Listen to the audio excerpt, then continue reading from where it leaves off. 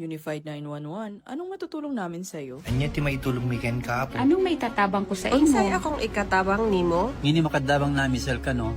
Sa anumang wika o dialekto, may tulong na darating sa iyo.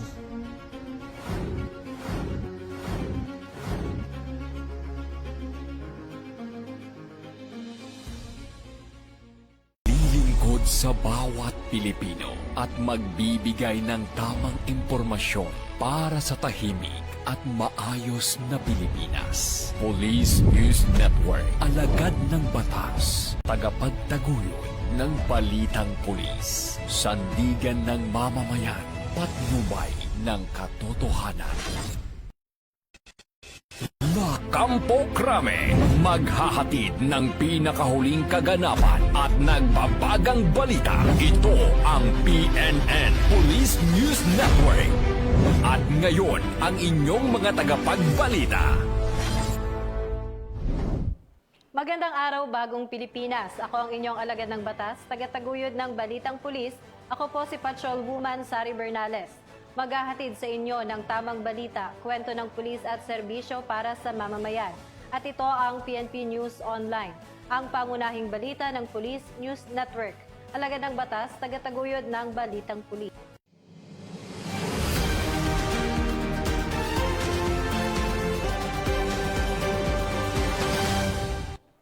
Narito ang mga balitang hatid ng ating PNN correspondents mula sa iba't ibang panig ng bansa.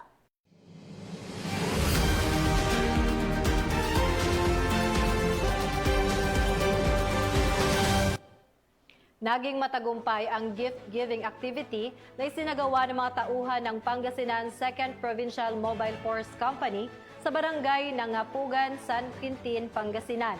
Ang magandang balita ay mula kay Patrolman Dennis Carinal. Bilang masayang pagsalubong sa bagong taon, matagumpay na nagsagawa ng gift-giving activity ang mga tauhan ng Pangasinan 2nd Provincial Mobile Force Company sa barangay ng Apugan, San Quintin, Pangasinan.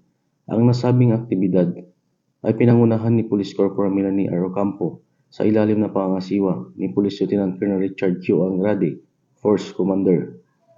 Sa aktibidad na mahagi ang kapulisan, nakabuwang 18 sako ng bigas na tag 5 kilo, 120 laruan at 50 tuwalya para sa mga bata at pamilyang residente ng barangay. Ang simpleng pamamahagi ay nagdulot ng ngiti, saya at pag-asa sa mga benepisyaryo, lalo na sa mga kabataan na masayang tumanggap ng kanilang mga regalo.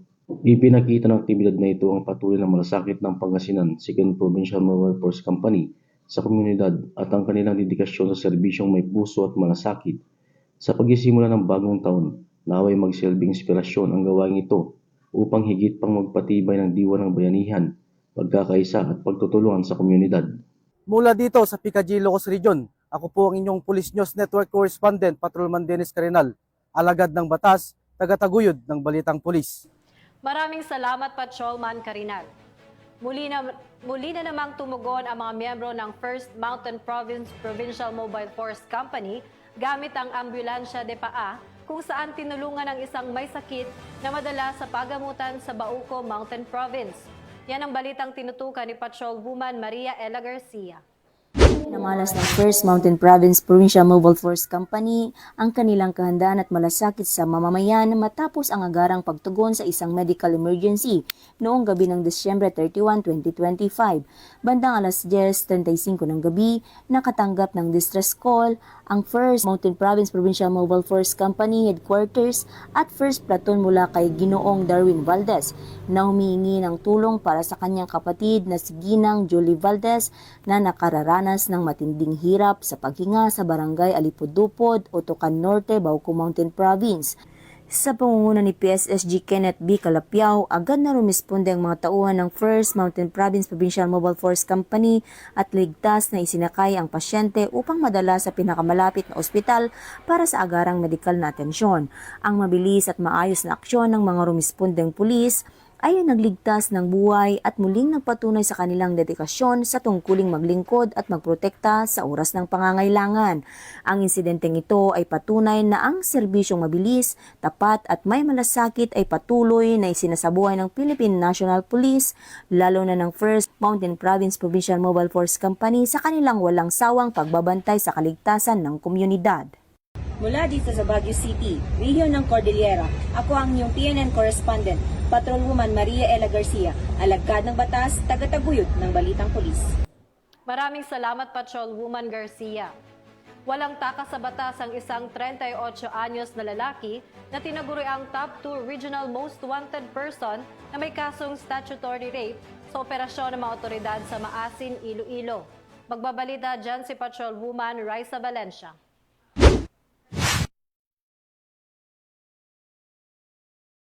Matagumpay na naresto ng mga tauhan ng Maasin Municipal Police Station ang isa sa top 2 most wanted persons sa rehiyon ng Western Visayas kaugnay ng kasong statutory rape in relation to Republic Act 7610 sa Barangay Bulo, Maasin, Iloilo nito lamang ika-2 ng Enero taong kasalukuyan. Pinangunahan ni Police Lieutenant Siren G. Empedrad, officer in charge ng Maasin MPS, katuwang ang tracker team ng Maasin MPS at mga tauhan ng 603rd Regional Mobile Force Battalion 6. Ang suspect na kinilalang si alias Roel, 38 taong gulang, may asawa, isang security guard at residente ng Maasin, Iloilo, ay inaresto sa bisa ng warrant of arrest na inilabas ng Regional Trial Court Branch 76 sa Niway, Iloilo noong December 4, 2025 na walang inirekomendang piyansa. Pinuri ni Police Regional Office 6 Regional Director Police Brigadier General Josefino D. Ligan ang mga tauhan ng Maasin MPS sa matagumpay na operasyon. Pinuri rin niya ang dedikasyon ng mga operating units at sinisiguro sa publiko na paigtingin pa ng Pro-6 ang mga operasyon laban sa kriminalidad upang matiyak na walang kriminal ang makakatakas sa batas. Sa kasalukuyan ng suspect ay nasa kustudiya ng Maasin MPS para sa tamang disposisyon ng kanyang kaso. Layunin ng Police Regional Office 6 na tiyakin na walang batang mabibiktima ng sexual na pang-aabuso at ang mga salarin ay hindi makakaiwas sa pananagutan sa batas. Bagong PNP para sa Bagong Pilipinas, serbisyong mabilis, tapat at nararamdaman. Mula dito sa Police Regional Office 6, ako ang inyong Police News Network correspondent, Patrolwoman Raisa Valencia, alagad ng batas, tagataguyod ng Balitang Pulis. Maraming salamat, Patrolwoman Valencia. Mahigit sa 7 milyong piso na halaga ng iligal na droga ang nasabat sa matagumpay na bypass operation ng Cebu City PNP at PIDEA. High-value individual na suspect, arestado. Ibabalita yan ni Patrolwoman Judith Nicanor. Isang high-value individual ang naaresto matapos ang matagumpay na joint bypass operation na isinagawa ng Police Station 11 Cebu City Police Office at Philippine Drug Enforcement Agency Region 7 bandang alas 2:35 ng madaling araw sa City of San Juan, Barangay Mambaling, Cebu City nito lamang nakaraan. Ang operasyon ay pinangunahan ng Station Drug Enforcement Unit ng Police Station 11 sa pamumuno ni Police Major Michael John M. Arandia, Station Commander katuwang ang PIDEA 7.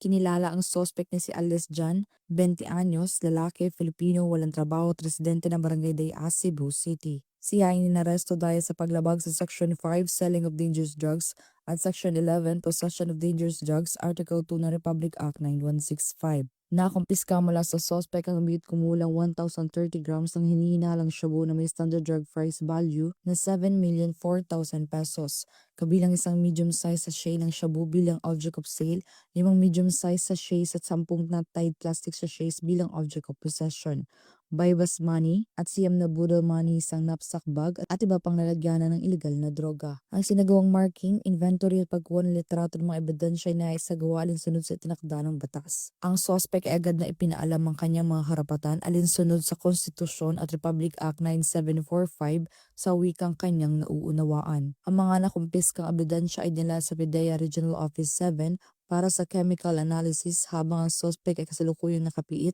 sa Police Station 11 Custodial Facility para sa wastong disposisyon ng kaso. Patunay lamang ito na walang kumpay ng kampanya ng kapulisan laban sa illegal na droga at ang mahigpit na pagpapatupad ng batas kasabay ang pagsunod sa due process at paggalang sa karapatang pantao alinsunod sa layunin ng PNP Patrol Plan 2030 at sa bisyon ng makabagong pulis sa makabagong panahon. Mula dito sa Cebu City, ako ang inyong Police News Network correspondent, Patrolwoman Judith Nicanor, alagad ng batas, tagataguyod ng Balitang Pulis. Maraming salamat, Patrolwoman Nicanor. 56 anyos na drug suspect na isang high-value individual arestado sa bypass operation ng mga otoridad sa Cebu City. Mahigit 800,000 pisong halaga ng ipinagbabawal na gamot ang kumpiskado. Patrolwoman Annalyn Canoog magbabalita. Nasa 850k na halaga na hinalang shabu mula sa isang high value individual sa inilunsad na bypass operation sa barangay Tipadilla, Cebu City nitong Biyernes, 2 Enero sa taong kasalukuyan. Kinilala ni Police Major Alvini Inguete, Station Commander ng Police Station 1, Cebu City Police Office, ang mga suspect ni si Alice Jessie, 56 taong gulang, residente ng barangay Lacug, Cebu City. Dako ang alas 9:50 ng gabi na magsagawa ng bypass operation mga partiba na kung saan naaresto ang suspect. Nakuha mula sa kanyang 5 medium at 4 na large na pakete na hinalang shabu na aabot sa 125 na gramo at may standard drug price na 850,000 pesos. Itim na belt bag at bypass money. Agad nila ang suspect sa nasabing himpilan para sa dokumentasyon at tamang disposisyon. Patuloy ang maigting na kampanya ng kapulisan laban sa illegal na droga bilang bahagi ng advokasya para sa isang ligtas at maayos na pamayanan sa ilalim ng bagong Pilipinas. Mula dito sa Cebu City, ako ay yung PNN correspondent, Patrolwoman Annalyn N. Canoog, alagad ng batas, tagataguyod ng Balitang Pulis. Maraming salamat, Patrolwoman Canoog. At yan ang mga inulat ng ating mga PNN correspondents mula Luzon, Visayas at Mindanao. Sa ngalan ng pamunuan ng Philippine National Police sa pangunguna ni Acting Chief PNP, Police Lieutenant General Jose Melencio Nartatis Jr., at sa pamumuno ni President Ferdinand Bongbong Marcos Jr., kami ay maglilingkod sa bawat Pilipino at magbibigay ng tama at balanseng balita. Mula rito sa tanggapan ng tagapag-ugnay ng Pambansang Pulisya, ako ang inyong alagad ng batas, tagataguyod ng Balitang Pulis. Ako po ang inyong tagapag-ugnay, Patrolwoman Sari Bernales. Maghahatid ng tamang balita, kwento ng pulis at serbisyo para sa mamamayan. At ito ang PNP News Online. Ito ang bagong PNP para sa bagong Pilipinas. Serbisyong mabilis, tapat at nararamdaman.